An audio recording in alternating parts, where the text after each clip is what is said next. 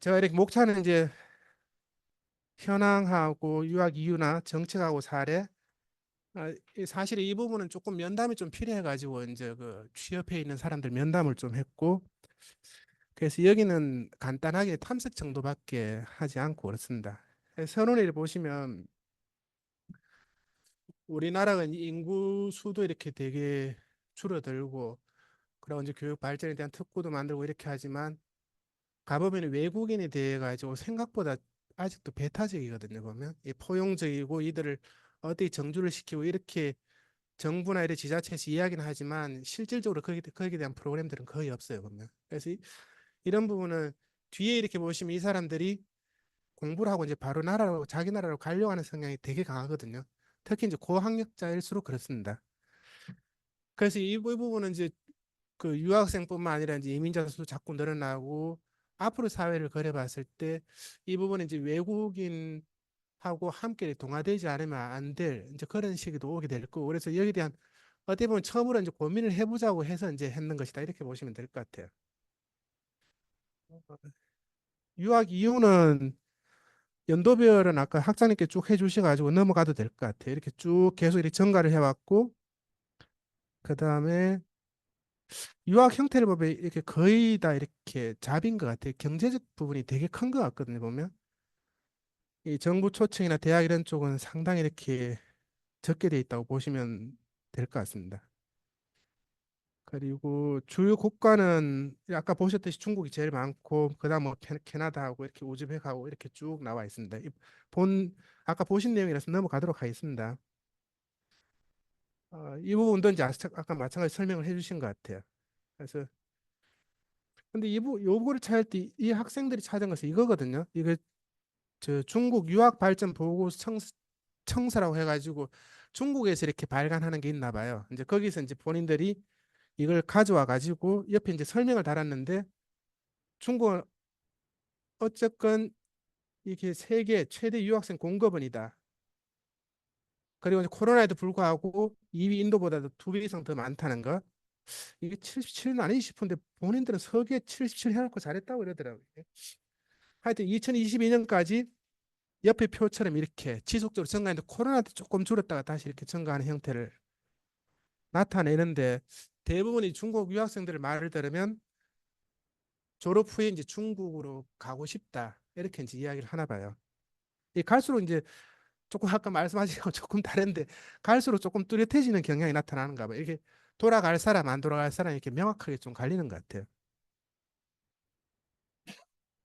그래서 선택한 이유를 보시면 문화적으로 보면 어쨌건 같은 한자 문화권 유교적 가치관을 이렇게 공유하고 있기 때문에 조금 문화적으로 익숙할 수 있다는 거. 그리고 경제적 측면에서는 딴 나라보다 좀 저렴하다. 예를 들어 미국에 미국 쪽 가고 안 되면 유럽 쪽 가고 그다음에 뭐 일본, 한국 이런 쪽으로 이렇게 되는 것 같아 보면. 그래서 이 경제적 측면 그리고 역사적 측면으로는 어 이게 근대식의 외세를 일제식이 그 얘기하는 것 같아요. 근데 그쪽에서 공통적인 어려움이 있기 때문에 동병상련이다 이렇게 이야기는 하나 봐요.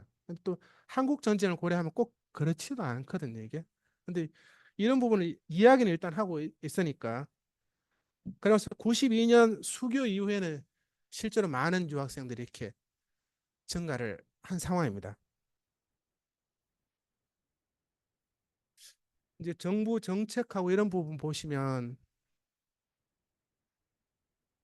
너무 빨리 지나갔나요?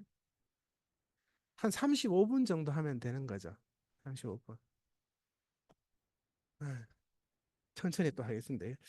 그 제가 여기 이제 한국 정부나 지방자치단체에서 있는 것을 이렇게 제시한 것은 이 유학생에 대해서 어떤 부분에 중점을 두는지를 좀 보고자 이렇게 하는 거거든요. 이것도 사실은 제가 했는 게 아니고 이 사람들이 이렇게 다 찾아준 본인들이 이렇게 목차에 다 적어준 거예요 이게. 그래서 안에 제언까지도 이거를 조금 다 만들어 볼까 하다가도 그래도 본인들이 이렇게 생각한 거니까 그걸 그대로 일단 한번 적어봤습니다. 그래서 여기 한국 정부 정책을 이렇게 본인들이 소개했을 때는 지방 소멸이라든지 노동의 부족 문제 그리고 지역 특화형으로 이렇게 비자를 만들거든요 보면 그리고 취업 제한도 조금 완화를 하는 경향이 좀 늘어나고 이렇게 주로 이제 단순 노동으로 하는 쪽을 벗어나 가지고 대학 진학과 이제 학위 취득 이런 쪽도 조금 허용하는 쪽으로 넘어가고 아르바이트 시간도 이렇게 25시간에서 30시간 늘리고 현장 실습도 25시간에서 40시간까지 이렇게 확대하고 정부 쪽에서는 이공계 인문사회계보다는 이공계 쪽을 이렇게 훨씬 선호할 수밖에 없겠죠. 이쪽을 조금 더 지원하려고 하는 이 내용들인데 여기 있는 내용들을 보시면 어떤 건가 하면 주로 이제 그 제도적인 측면과 관련된 것들이 되게 많습니다. 실제로 어떻게 학생들을 가르칠지 내용적이나 프로그램 측면들은 되게 취약하게 되어 있거든요. 이게. 그리고 두 번째 이게 한국 정부 정책은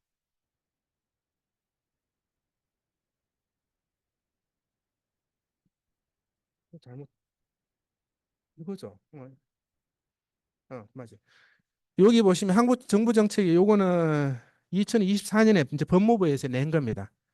우수 인재 유치를 위해 가지고 톱티어 비자라든지 조금 특수한 특화된 이 비자를 만들려고 하는 내용들 그리고 지자체 민간 참여 확대 여기도 거의 주로 이제 비자 쪽 이게 제가 실제로 비자가 그렇게 걸림돌이 되냐 물어보니까 이 부분은 되게 걸림돌이 된다고 얘기를 하더라고 보니까 그리고 사회 통합을 강화하기 위해 가지고 이렇게 2세대 자립 지원 맞춤 사회 통합 교육해서 여기는 일부 이제 통합 교육에 대한 얘기가 나오는데 고차된 프로그램 이런 쪽은 아직도 잘 없습니다. 그리고 이들은 이제 과학 그런 이제 관리하려고 하는 그러니까 뭐 비자 발급 교부나 사정 공표제 이런 쪽으로 이제 해가지고 그래도 여기 나온 것도 주로 이제 제도적인 측면 중심이다 이렇게 보실 수 있을 것 같아요. 그래서 기대하는 효과는 어쨌건 우수 인재를 선제적으로 이렇게 확보를 해가지고 지역이나 산업 경쟁력 확보 그리고 유입 선 유입에 대한 선별 또는 통합 촉진 위해서 국민 일자리 보호나 사회 갈등을 미리 이제 예방하겠다 이런 쪽인데 여기는 정부 정책이니까 이렇게 될 수밖에 없는 구조인 것 같아요. 그래서 요 지자체 사례인데 이게 KS도는 경상북도입니다. 뒤에 KK도도인데 그건 얘기를 여기는 얘네들이 분류할 때 성공 사례, 실패 사례 이렇게 도별로 구분했는데 KS도는 보시면 유학생 지원에 대한 조례도 제정하고 간편 취업하기 위한 비자 문제 해결, 그리고 취업 지원에 대한 교육 패키지 2.0 사업 시행하는데 요거 클릭하면 이게 다 넘어가서 볼 수 있거든요. 나중에 시간 되시는 분 한번 눌러 보십시오. 넘어가야 될 것 같아요. 그럼 이쪽이 이제 실패한 사례인 거예요. 그 KK도가 여기 보면 4년제 대학이 이제 31개교가 있는데 여기에 100명 이상 외국인 유치 대학은 17개교, 학생 수는 12,038명인데 여기는 언어라든지 학습 부족 그리고 적응 이런 쪽을 못 해가지고 중도 탈락이 975명. 그래서 KK도 유학생 100명 중 8명이 이제 이탈해가지고 사실상 옆에 한 보시면 돈의 A 대학은 44.5% 이제 중도에 이렇게 탈락하게 되고 밑에 그 B 대학 같은 경우는 51.7%, 그 C 대학은 뭐 26.8% 이렇게 이탈을 많이 하면은 결국 여기서 어떤 측면에서 관리를 제대로 못했다는 거거든요 보면. 근데 앞에 이제 그 KS 도와 KK도는 조금 상반되기 때문에 이렇게 뭐 성공 실패를 이렇게 나눠서 어떤 부분을 해야 될지 거기에 대한 이제 이야기를 하는 것 같습니다. 글꼴 지원이 안 되니까 이렇다 그죠?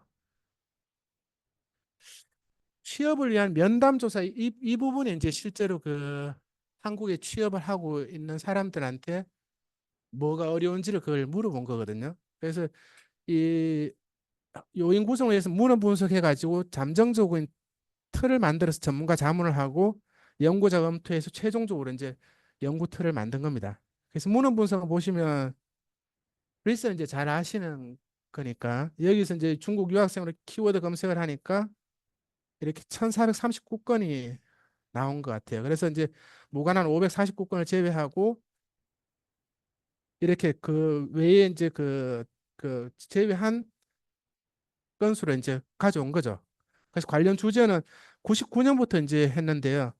이 99년부터 했는 것은 92년부터 이렇게 그 개방이 되었다 하더라도 실제로 이제 유학을 하고 교류를 하고 그리고 한국이 거기에 있는 선택지로 이렇게 된 시기는 99년이 중심이 되는 것 같더라고요. 그래서 99년부터 이제 24년까지 이렇게 그, 그 논문들을 검색했다고 보시면 되고, 그래서 하위 요인을 이 부분을 찾아가지고 빈도를 이렇게 내보니까 언어 및 문화 적응 지원이 이렇게 가장 많았고, 법 제도 개선이 생각보다 되게 적었습니다. 그 학술 논문에는 조금 아까 정부 정책하고 조금 다르게 나오는 것 같아 보면. 그래서 여기하고 이제 생활 정주 이런 쪽이 되게 많았고, 또 취업 진로 지원 이런 쪽은 생각보다 또 이렇게 적게 나왔거든요 보면. 그래서 이 부분을 가지고 이게 맞는지 안 맞는지 이제 그 분석 컨트롤로 범주화시키기 위해 가지고 이제 전문가를 통해서 물어가지고 이 사람들한테 8명, 그러니까 여기 지금 학위 과정에 재학 중이거나 안 그러면은 이 취업한 사람이나 취업 경험이 있는 사람을 대상으로 아까 그 분석 털이 있는가를 이렇게 본인들이 물었습니다. 물어가지고 이렇게 질문지를 영역에 따라 가지고 다시 구체적 요인을 뭐 예를 들어서 언어 및 문화 적응 지원이면 하위로 언어 교육 프로그램, 문화 적응 프로그램 이렇게 더 세분화 시켰고, 이 세분화 시킨 거에 그걸 가지고 실제로 이제 했는데 여기 설문 문항이 보니까 한 구체적으로 만든 게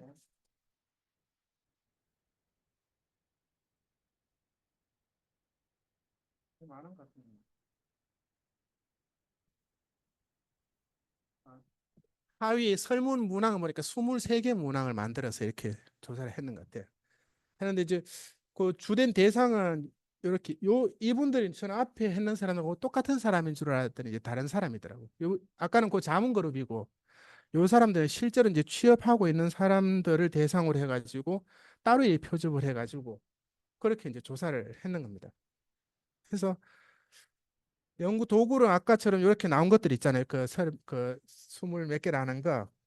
그러니까 기본 틀에 가지고 세부 내용까지 해서 그 설문까지 해서 그런 내용들을 기본으로 해가지고 개방형으로 이렇게 또 인터뷰도 하고 이렇게 해서 최종적으로 이렇게 된 겁니다. 그래서 아까 그 하위에 여러 문항들이 이렇게 나오게 된 것이고, 그래서 자료 분석은 한 면담은 거의 한 달 가까이 좀 시간이 걸렸던 것 같아요. 이게 지역에 섭외도 하고 사람 시간 되는 때 또 이렇게 면담하고 이렇게 해야 돼가지고 이 면담은 주로 이제 뭐 전화를 할 수밖에 없었던 게 지리적으로도 좀 거리가 있고 전자우편 이런 쪽으로 해가지고 여기에 대해서 이제 면담을 했습니다. 근데 요즘 또 연구윤리 이런 부분이 자꾸 문제가 돼가지고 이 여기에 그 연구윤리와 관련된 내용들은 동의서를 받고 이렇게 추진했었습니다.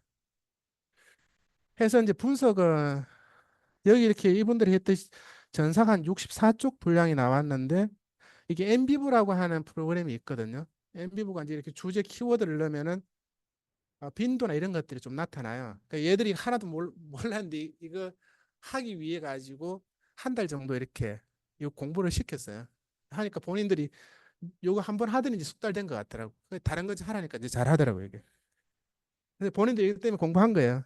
그래서 요 엠비브를 돌려가지고 여기에 대한 분석을 최종적으로 해가지고 이렇게 연구 결과 개요는 뭐 아까처럼 하면은 어느 부터 쭉 이렇게 나온 겁니다. 나와서 이걸 보시면 더 수월할 것 같아서 이쪽으로 이렇게 넘어오면 이 글자로 나타난 쪽을 보시면 한국, 활동, 행사, 문화 이런 쪽이 많이 나오는데 언어 및 문화 적응 지원 부분에서는 보면은 이 언어 및 문화 적응 지원이 37회, 언어교육 프로그램은 13회, 문화 적응 프로그램 14회 이 정도로 나타났습니다. 근데 코딩 데이터를 이렇게 보면은 실제로 이제 응답했는 것도 그렇고 언어교육 프로그램이 효과가 없다 이렇게 외국인들 응답을 했습니다. 이게 왜 효과가 없냐 하니까 지속성이 아니고 일회성 단발성으로 이렇게 해가지고 지나가는 것인 것 같아요. 이게 정규 교육이 이렇게 흡수가 제대로 안 돼가지고 이 부분이 본인들한테는 좀 되게 불만인 것으로 그렇게 나왔습니다. 그리고 생활 및 정주에서는 여기 보면 신청, 도움, 뭐 비자 해서 비자가 가장 큰 문제인 것 같고 이게 중국어로 샤오홍슈라고 하는 이게 이제 뒤에 나오는데 어쨌건 일종의 이제 여기 유학생 계셔요? 어디 있어? 손 들어보세요. 어느 성에서 왔어? 어느 성? 성, 온 지역,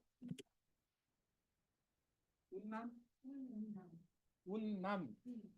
지금 여기 하는 그 후난이죠. 지금 오늘 여기 새벽 후난 관광에 있는데 여기 그런 관광지가 뭐가 있어요?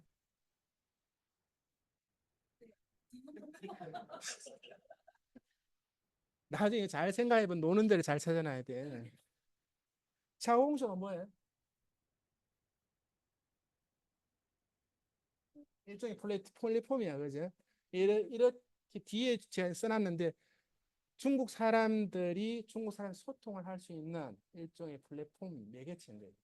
그래서 중국 사람들이 여기 한국에 와도 한국어를 안 쓰고 이걸 써. 그러니까 한국이 그만큼 취약할 수 있다는 거예요. 그래서 여기 결과를 보시면 생활 및 정주 지원은 총 36회, 그중에 생활 정보가 17, 비자 법적 지원이 19회 이렇게 나왔습니다.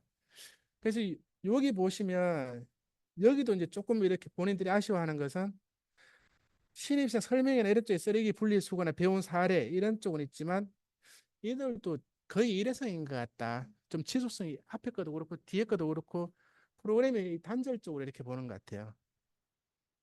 그리고 세 번째 취업 및 진로 지원 보시면 여기도 정보, 학교, 실습, 뭐 이런 취업 이런 쪽이 이제 큰 키워드로 나오는데 여기는 취업 정보가 10회, 인턴십 및 실습이 18회 이 정도로 나왔거든요. 이 취업 정보는 알려주는 건 좋은데 좀 수동적이다. 그러니까 이렇게 오긴 오는데 이게 나한테 꼭 필요한 게 아닌 것들이 이렇게 많이 오니까 실질적인 취업에 조금 한계가 이렇게 보인다 이렇게 얘기를 하고 인턴십 프로그램은 필수이기 때문에 이렇게 참여를 하는데 이게 좀 유연성이 또는 개별형 맞춤이 좀 결여되어 있다 이렇게 쭉 얘기했습니다. 그래서 이 부분도 취업 정보라든지 인턴십 프로그램 이런 쪽을 어떻게 해야 될지 조금 고민을 해야 될 부분인 것 같습니다. 그리고 이제 정주를 위한 법 제도가 보시면 여기는 한 13회 정도가 나오는데 법에 관련된 강좌가 제공이 되는 것 같아요. 되는데 일반적 내용이라서 유학생 대상으로 해서 딱 필요한 것들이 이렇게 제대로 안 나오기 때문에 조금 본인들한테 필요한 내용에 대해서는 깊이가 좀 부족한 것을 그렇게 이야기를 하고 있습니다. 저 사람들한테 물어볼게요. 맞는지. 그다음에 심리 사회적 지원은 여기에 상담이 13, 커뮤니티 형성이 4회 이렇게 했는데 여기는 상담 서비스는 세분화돼 가지고 이렇게 정신 건강에 도움을 주긴 주는 것 같아요. 그런데 이게 언어 문화적 차이가 있으니까 설명하는데 이게 제대로 된 서비스를 본인들 입장에서 못 받는 거예요. 해주는 입장에서는 다 제대로 해줘도. 그래서 이런 부분 어떻게 고려해야 될까? 이제 그런 부분을 좀 고려해야 될 것 같고 이 커뮤니티 형성은 이게 그 다양한 나라들이 이렇게 교류를 하는 건 좋은데 이 기회가 상당히 이렇게 제한적으로 하나 봐요. 그 지원도 좀 부족하고 그래서 이런 걸 조금 더 해달라는 요구들 이런 쪽이 나타났습니다. 그리고 정책적 연계 협력은 15회인데 이 정부 학교 협력이 3회, 산학이 12회인데 이 부분에서는 보면은 이 정부 학교 배분은 주로 장학금 배분에 치중하고 그렇지만 그 협력 수가 적으니까 장학금을 주면 갈 수 있잖아요. 대학원에 내가 지금 살아가는데 매달 얼마씩 주면은 다니겠어요? 안 다니겠어요? 다닐 거예요. 예를 들어서 이런 얘기 하면 안 되겠다. 돈을 돈을 주면은 오는 거예요. 그죠? 공짜로 다닐 수 있으니까. 학생들도 예를 들어 뭐 BK 이런 거 하면은 박사과정 월판 28에 16, 석사가 80이니까 박사가 160만 원씩 주거든요, 매월. 그러니까 이런 부분이 본인들한테 되게 중요한 부분인 거예요. 그 재정 지원 장학금을 좀 많이 한국 정부하고 학교하고 협력해 가지고 외국인한테 많이 줬으면 좋겠다 그 얘기고 이 산학 협력 쪽은 되게 좋아하는 것 같아요. 학교하고 이렇게 기업체하고 연합을 해가지고 하는 부분은 도움이 되게 컸다고 얘기하는데 이 부분은 좀 적은가 봐요. 그런 기회가 이제 그런 부분이 조금 더 보완되는 얘기를 하고 뒤에 이제 이걸 토대로 이제 나온 거라 가지고 뭐 내용은 이제 모색은 전반적으로 그 얘기했는 거 반복될 수도 있습니다. 아까 두 분이 그 학생 두 분이 맞는 것 같아요? 거의 다 맞는 것 같아요? 말로 해야지 하지 말고 하하 이렇게 하하 맞아요 하하 하 맞다 이러면 맞다 슈다 그렇지 그래서 이제 요거 앞에 확인을 했으니까 이 사람들한테도 이제 지원체 발전 방안을 간단히 이렇게 보면은 첫 번째는 언어 교육 프로그램을 조금 체계적으로 개발하고 운영해야 될 것 같다. 여기는 계속 얘기하는 게 수요자의 요구를 반영한 프로그램이 안 나오나 봐요. 그래서 요거를 좀 반영해 가지고 나오고 일회성을 좀 효과가 떨어지니까 지속성 있게 하고 이 프로그램 만들 때 좀 범위와 계열성을 좀 고려해 가지고 비정규 프로그램 좀 함께 운영하는 것도 이렇게 고려해야 될 것 같다는 생각이고 그다음에 진로 프로그램 운영과 진로 지도의 체계화는 얘는 한국인보다는 훨씬 더 많이 신경을 쓸 수밖에 없는 것 같아요. 외국인 같은 경우는 말을 해도 엄청나게 말을 잘하던 애가 대화하면 엉뚱한 소리 타고 있는 경우도 있거든요. 이게 그거는 이제 어쩔 수 없는 한계인 것 같아요. 그래서 진로 이런 쪽도 조금 외국인을 고려해가지고 좀 다양화시키고 차별화 좀 해야 될 필요가 있고 여기도 맞춤형 프로그램 이런 쪽을 좀 운영할 필요가 있는 것 같습니다. 그리고 여기 외국인 간 학교 간 외국과 기업 간 협력 네트워크 강화 아까 이 샤오홍슈라는 이거 지금도 쓰고 있지 두 분 그죠? 되게 자주 들어가지. 여기 많은 정보 학교에 주는 정보나 프로그램이 좋아요. 여기에서는 프로그램의 정보가 좋아요. 여기 훨씬 낫지. 여기는 학생들이 단발성을 올리고 자기 있는 거 몇 개 아닌 구조화도 안 되어 있는 거야. 이렇게 올리는 것도 사람들이 훨씬 더 관심 있다고 하는데 정교적으로 체계화시켜서 만든 프로그램이 여기보다 효과가 없다 하면 그건 문제인 거죠. 보면. 그래서 그 부분을 어떻게 해야 될지 하나의 숙제다 이렇게 보시면 되고 이거를 위해서는 그 협력성 네트워크를 어떻게 구축해야 될지 이 대화 소통이 되게 중요하다는 걸 알 수 있거든요. 사람하고 항상 만나가지고 대화하고 소통도 하고 고충 처리도 해주고 이렇게 하면은 좀 지속성이나 안정성을 얻을 수 있는데 이 부분이 좀 약한 것 같아요. 그리고 네 번째 제가 인턴십 실습 프로그램하고 공유형 교육과정 이런 걸 써놨는데요. 여기 인턴십이나 실습 앞에 보듯이 이 대학 기업이 협력하는 것이 되게 중요한 것 같고 제가 이 공유형 프로그램 이런 걸 써놨는 것은 뭐 기업체에서 좀 또는 학교에서 이렇게 공간이 있거나 이래서 또는 폐교 이런 데도 괜찮고 폐교 이런 쪽을 기업이 사서 기업에 있는 걸 실험 실습하는 장소로 하고 학생들이 거기 가서 예를 들어서 뭐 10주는 학교 정규 프로그램을 하고 5주는 거기 가서 실제로 거기 있는 우리가 이제 실습 비슷하게 해가지고 그렇게 하는 이 프로그램을 그렇게 해도 이제 학점으로 인정해주는 그런 프로그램인데요. 이런 쪽도 한번 좀 고려해 볼 수 있는 것 같고 이 마지막으로 법과 제도 정비는 이게 사실 문화 차이는 되게 큰 것 같아요. 제가 학교 앞에서 조선족인데 조선족 이분이 이제 그 식당에서 이렇게 아르바이트 했는데 한국 사람이 이렇게 코미디 나올 때 보고 막 웃는 거 보고 안 웃더라고. 그 한국 사람 저거 보고 왜 웃는지 이해가 안 가는데 똑같은 말은 이해가 되는데 저 상황이 왜 웃기는지 그게 맥락을 이해 못 하는 거예요. 그게 문화 차이인 것 같아요. 그래서 이런 걸 위해 가지고 우리가 실생활 사례를 통해 가지고 어떻다는 걸 자꾸 이렇게 익숙화시킬 필요도 있고 유학하는 학생의 자체에 대해서 그 들어올 때도 그렇지만 유학할 때도 좀 검증할 수 있는 질 관리 체제를 조금 더 강화해야 될 필요는 있는 것 같아요.